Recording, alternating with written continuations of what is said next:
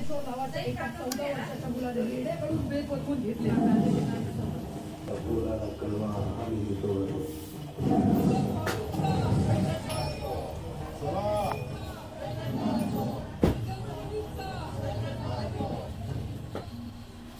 स्वामींनी सांगावं धाडलंय ते संस्था तुम्हाला भेटा येत आहे वाघावर बसून 1400 वर्ष जगला तरी पोराची आहे. आपल्याला भेटायला तर हवे.